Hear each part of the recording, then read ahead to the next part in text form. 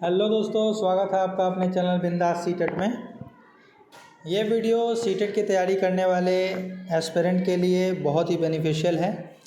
हम लोग कक्षा 3 की एनसीईआरटी की सीरीज़ चला रहे हैं, क्योंकि सीटेट में पेपर 1 में ईवीएस के सेक्शंस होते हैं, जिसमें 30 सवाल ईवीएस सेक्शन से पूछा जाता है, जो कि सीधे एनसीईआरटी कक्षा 3, 4, 5 से पूछी जाती है। कक्षा 3 की ये प्लेलिस्ट अब कंप्लीट होने वाली है। बहुत जल्द ही हम लोग कक्षा 4 एवं कक्षा 5 के videos complete playlist chapter wise updated कर दिया जाएगा। इसके साथ ही मैं आपको बता दूं कि चैप्टर पढ़ते वक्त सीटेट में जितने भी सवाल रिपीटेड हैं या पूछे गए हैं, वहाँ पर मैं हाईलाइट कर देता हूँ। आप चाहें तो उसे नोट कर सकते हैं या PYQ के थ्रू बना सकते हैं, और नोट्स बनाना चाहिए आप लोगों को, सो आप लोग बनाएं। आइए शुरू करते हैं आज का चैप्टर नंबर 20, जिसका नाम है बूंद बूंद से। माधो राजस्थान के बज्जी गांव में रहता है। गांव में देखो तो चारों ओर रेत ही रेत दिखाई देती है। जब कभी रेत नहीं उड़ती तब कुछ घर दिख जाते हैं। माधो के घर में सब परेशान हैं। वैसे ही हर साल गर्मियों में पानी की बहुत कमी होती है। इस साल तो बिल्कुल ही बारिश नहीं हुई। अब उसकी माँ और बहन को और भी दूर जाना पड़ता है पानी लाने के लिए। पास वाली बावड़ी सूख जो गई है। हर रोज़ 4 घड़े पानी जुटाने में ही कई घंटे निकल जाते हैं। गर्म रेत में चल चल कर उनके पैर तो जलते ही हैं, छाले भी पड़ जाते हैं। यहाँ देखिए, आप लोग इस फोटो में दिखाया गया है कि कुछ महिलाएं हैं जो अपने घर से पानी लाने के लिए काफ़ी दूर बावड़ियों में आ रही हैं, ठीक है। और कुछ महिलाएं ऐसी हैं जो अपने साथ अपने बच्चे को लेके आ रही हैं। कुछ महिलाएं ऐसी हैं जो सर पर 2-2 घड़ा ली हुई हैं, उसके साथ साथ एक घड़ा हाथ में भी ली हुई हैं। तो इस तरह से इन लोगों को पानी की कठिनाइयों का सामना करना पड़ रहा है।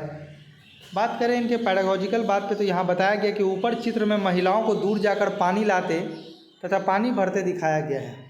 लिंग भेद से जुड़ी बात और समस्याओं पर कक्षा में चर्चा कराएं।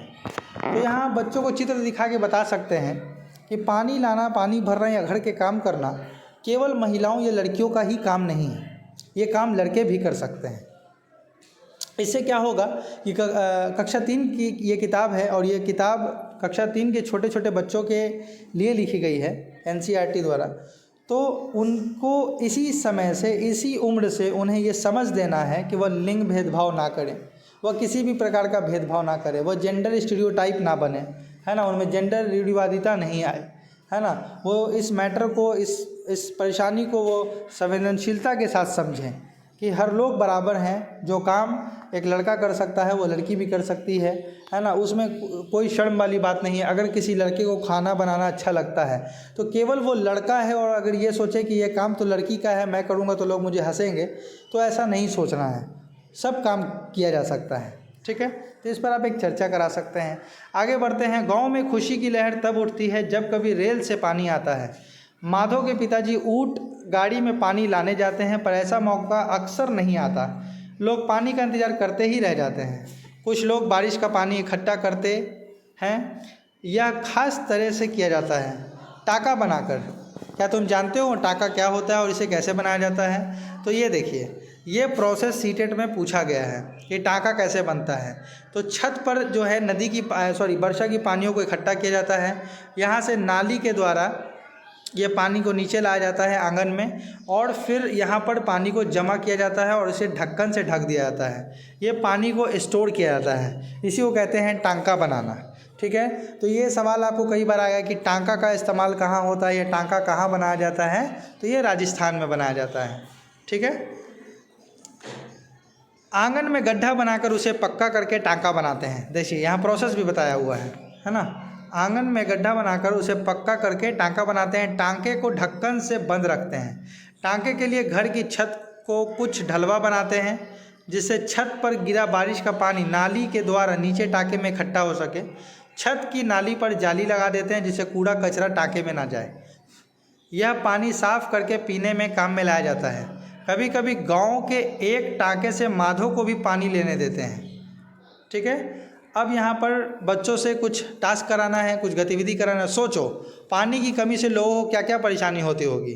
तो ये बच्चे सोचेंगे, वो अपनी परेशानी बताएंगे कि हाँ पानी नहीं होगा तो वो छोटे छोटे बच्चे हैं, वो कुछ भी बता सकते हैं, रोचक बात बता सकते हैं कि हमारे कपड़े नहीं धुलेंगे। कुछ बच्चे बोलेंगे कि हम नहा नहीं सकेंगे। कुछ बच्चे बोलेंगे कि हम पानी पी नहीं सकेंगे, खाना नहीं बनेगा। तो बहुत सारी चीज़ें हैं। अब यहाँ पर है बच्चों को सोचने पर मजबूर करना है, सवाल पूछना कि माधो के गाँव के लोग पीने का पानी कहाँ से लाते हैं। तो दूर बावड़ी पे जा कर के जहाँ पानी इकट्ठा वहाँ से घड़ा में भर के लाते हैं। माधो के घर में पानी भरकर कौन लाता है? ठीक है, तो ये सवाल अभी आपने मैं चैप्टर में पढ़ा, इसका जवाब कमेंट्स में बताइए। टांके का पानी ज़्यादातर पीने के काम में ही आता है, क्यों? क्योंकि उसे पीने के पानी, चूँकि वर्षा का पानी वो जो होता है वो शुद्ध पानी होता है ना, और उसे हम लोग टांका में रख करके स्टोर करके रखते हैं भविष्य के लिए। ठीक है, कि हम लोग पानी नहीं मिले तो हम उससे पानी पी सकते हैं। ठीक है, उसके बाद अब तुम बताओ, क्या तुम्हारे घर में भी बारिश का पानी इकट्ठा किया जाता है? यदि हाँ तो कैसे, है ना? क्या पानी को इकट्ठा करने का कोई और भी तरीका हो सकता है? तो छोटे छोटे बच्चे हैं वो ज़रूर बताएंगे कि हाँ सर, हम लोग पानी को बाल्टी में इकट्ठा कर सकते हैं। छोटे छोटे बच्चे हैं ना, वो अपनी समझ के हिसाब से बोलेंगे। ठीक है, कि वो किस चीज़ में इकट्ठा करेंगे। उसके बाद अगर पानी इकट्ठा करके स्थानीय तरीकों पर बच्चे अपने अनुभव बांटें तो किताबी ज्ञान को जीवन के अनुभवों से जोड़ पाएंगे, है ना? तो अगर पानी इकट्ठा करने के लिए अगर आप बच्चे से करवाते हैं कि देखो वर्षा हो रही है, यहाँ पर पानी इकट्ठा करो, है ना, तो कुछ लोग बाल्टी में इकट्ठा करेगा, कुछ कटोरी में इकट्ठा करेंगे, छोटे छोटे बच्चे हैं वो करेंगे। उसके बाद फिर वो इकट्ठा किए हुए पानी का कुछ एक्सपेरिमेंट करके दिखाए कि इस पानी का लाभ हम कपड़े धोने में ले सकते हैं, पीने में ले सकते हैं, और भी बहुत सारी चीज़ों में ले सकते हैं। उसके बाद जब बच्चे ये चैप्टर पढ़ेंगे या जब आप इस चैप्टर को बच्चों को पढ़ाएंगे तो वह इन दोनों ज्ञान को आसानी से जोड़ सकेंगे। और जैसे कि मैंने बताया है कि ईवीएस में बच्चों को गतिविधि करा के, बच्चों को चीज़ों का अवलोकन करा के सिखाना बहुत ही आसान है, बच्चे उससे ज़्यादा सीखते हैं। माधो की तरह सोनल के घर में भी पानी की किल्लत है। सोनल भावनगर शहर में रहती है। नल में रोज़ केवल आधे घंटे पानी आता है। मोहल्ले भर के लोग एक ही नल पर, सोचो कितना बुरा हाल होता होगा। सोनल पानी भरने के लिए डटी रहती है, जब मौका मिलता है बूंद बूंद करके भी बाल्टी भर लेती है। आओ पता लगाएं कितनी बूंदों से भरती है कटोरी या फिर बाल्टी। तो अब यहाँ पर देखिए बताया गया है, ये बच्चों से गतिविधि आप करा सकते हैं कि एक चम्मच में बोलिए कि उसे ड्रॉप ड्रॉप बूंद बूंद करके पानी भरने के लिए, तो उसे पता चलेगा कि अच्छा एक चम्मच कंप्लीट भरने में मान लीजिए 30 बूंद 40 बूंद लगा, फिर उससे आप कटोरी भरवाइए उस चम्मच से, तो मालूम चलेगा कि अच्छा एक कटोरी भरने में 30 चम्मच 40 चम्मच को पानी का उपयोग हुआ। उसी तरह एक जग भरने में कितनी कटोरी का इस्तेमाल हुआ, तो 3-4 कटोरी का इस्तेमाल हुआ। उसी तरह एक बाल्टी भरने के लिए कितने जग का इस्तेमाल हुआ। तो इससे हम लोग कैलकुलेट करके पता कर सकते हैं कि एक बूंद बराबर इतना, तो एक बाल्टी के बराबर पानी का कितने बूंद में हुआ होगा। इससे बच्चे बूंद का महत्व भी समझेंगे, है ना। देखो बूंद बूंद से कितना पानी। उसके बाद है, अगर नल से बूंद बूंद पानी टपकता रहेगा तो कितना पानी बर्बाद होगा। इस चित्र में ऐसा ही कुछ हो रहा है।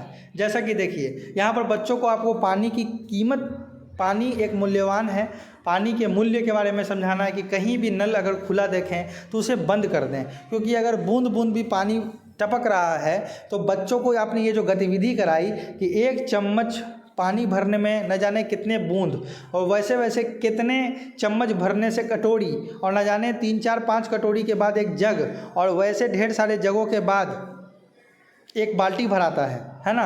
तो उसी तरह हम लोग अगर दिन भर एक बूंद पानी गिरते हुए हम लोग समझते हैं कि पानी की तो कुछ ही बूंद गिर रही है, लेकिन यहाँ पानी बहुत ज़्यादा संख्या में बह जाती है। और इसका मतलब ये है कि अगर पानी यहाँ बर्बाद हो रहा है तो कहीं किसी राज्य में, किसी देश में वहाँ के लोगों को पानी नहीं मिल रहा होगा, उन्हें संकट का सामना करना पड़ सकता है, और पानी ख़त्म भी हो रहा है, जल संकट उत्पन्न हो सकता है। इन तमाम बातों को बच्चों को समझाना है, पानी की कीमत बताना है। ठीक है, यहाँ पर कुछ सवाल है। क्या तुमने घर में, स्कूल में या रास्ते में पानी को बेकार बहते देखा? तो बच्चे बताएंगे हाँ मैंने यहाँ देखा, वहाँ देखा। जगह बताएंगे तो आप उन्हें बता दें, या स्कूल, कुछ बच्चे तो ऐसे कहेंगे स्कूल में ही मैंने देखा, तो आप उन्हें बताएं कि अगर स्कूल में कोई पानी खुला है, नल खुला है, पानी बह रहा तो उसे बंद कर दें, पानी को बचाएं, है ना। उसके बाद जिस जगह पर पानी की किल्लत होती है वहाँ के लोग पानी की बचत करने व उसके दोबारा इस्तेमाल के कई तरीके अपनाते हैं। ऐसा वे लोग मजबूरी में करते हैं। इस बात को समझकर बच्चे अपने जीवन में पानी की बचत के कुछ उपाय अपनाएं तो पानी सबका साझा है, यह बात वे समझ पाएंगे। यानी यहाँ ये कहा जा रहा है कि पानी की किल्लत हर जगह पर कुछ जगहों पर पानी की किल्लत होती है, और जिस जगह पर पानी की किल्लत होती है वहाँ के लोग उस पानी को बचाते हैं और कोशिश करते हैं कि इस पानी को हम दोबारा यूज़ में भी ले आ सकें, है ना। तो इस तरह का कुछ गतिविधि करा के आपको बच्चों को दिखाना है कि एक पानी का हम रीयूज़ भी कर सकते हैं, है ना। तो उससे क्या होगा कि रीयूज़ किसी चीज़ का हम लोग को क्यों करना पड़ता है, हम लोग किसी भी वस्तु का रीयूज़ इसीलिए करते हैं कि हम उसे दोबारा तिबारा हर बार नहीं खरीद सकते हैं, हर बार उसे नहीं ला सकते हैं, हर बार वो हमारे लिए मूल्यवान है ना। मूल्यवान चीज़ों को हम लोग सोचते हैं बार बार उसको हर दिन नहीं खरीद सकते हैं, हर दिन नहीं उसे पा सकते हैं। तो उन्हें कीमत बताना है, उन्हें मूल्य बताना है कि जल बहुत ही मूल्यवान है ना। तो बच्चे जब इस तरह की गतिविधि करेंगे, उन्हें बताया जाएगा, तो फिर बच्चे पानी के प्रति सचेत रहेंगे, है ना। वो इसके वैल्यू को समझेंगे। ठीक है, आगे बढ़ते हैं। यहाँ देखिए, यहाँ दिखाया जा रहा है कि एक महिला है जो कि 2 मटके लेके पानी लाने गई। एक मटके से वो नहा रही है ना, और दूसरे मटके से अपने, आप देखिए कि पानी जो यहाँ पर देखिए प्रोसेस इसकी समझिए। एक प्रोसेस में क्या है कि ये पानी लाने के लिए 2 मटका लेके गई, उसके बाद क्या करती है कि एक मटका ये पीने के पानी के उपयोग में लाई, और दूसरा मटका क्या कर रही है कि एक मछिए पर बैठी है, मछिया कह दीजिए या खाट कह दीजिए, और नीचे यहाँ आप देखिए एक कटोरी नुमा एक बड़ा सा बर्तन, प्लेट या जो भी आप कहें से, ऊपर ये नहा रही है। ठीक है, और नहाने के बाद जो भी गंदा पानी बच रहा है, ये देखिए इसे छन के वापस इसके इस कटोरी में आकर गिर रहा है। अब यही बचा हुआ पानी को देखिए ये अपने पशु को नहलाने के काम में ला रही है। ठीक है, यानी एक पानी से इसने क्या किया, 2 काम किया। ठीक है, उसके अलावा तीसरा काम देखिए कि यही पानी जो गिर रहा है यहाँ पर इसने रास्ता बना दिया है कि फूल और पेड़ पौधों में यह पानी बह के चल जाए। यानी एक काम से दूसरा काम, दूसरे काम से इसने तीसरा काम भी कह दिया कि इसको नहलाने के क्रम में जो भी पानी गिरेगा वह पेड़ पौधों में जाएगा और पेड़ पौधे इससे फलेंगे फूलेंगे, है ना। तो एक साथ आप देख सकते हैं कि किस हिसाब से पानी को रीयूज़ किया गया है, उसकी बचत की गई है।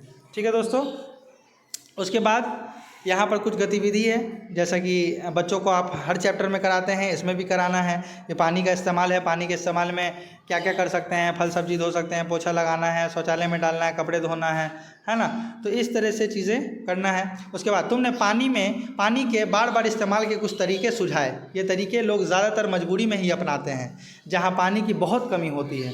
जानते हो पानी की कमी इसलिए भी होती है क्योंकि कुछ लोग पानी बेकार करते हैं। सोचो कितना अच्छा हो अगर सभी को पानी मिले, है ना।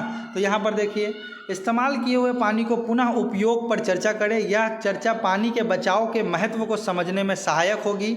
इस बारे में बच्चों के सुझाव सुनना और इन सुझावों को जीवन में अपनाने के लिए प्रेरित करना उपयोगी रहेगा, है ना। तो इस हिसाब से बच्चों को आपको क्या करना है, समझाना है कि पानी का इस्तेमाल करें। पानी अगर उस पानी का अगर रीयूज़ हो सकता है तो उसे रीयूज़ भी करें, है ना। तो इससे क्या होगा कि पानी के बचाव के महत्व को बच्चे समझ पाएंगे। तो यहाँ पर होता है हमारा चैप्टर समाप्त। मिलते हैं अगले चैप्टर में, चैप्टर नंबर 21। तब तक के लिए बने रहिए इस चैनल के साथ, बिंदास सीटेड के साथ, और लाइक करें, सब्सक्राइब करें। धन्यवाद।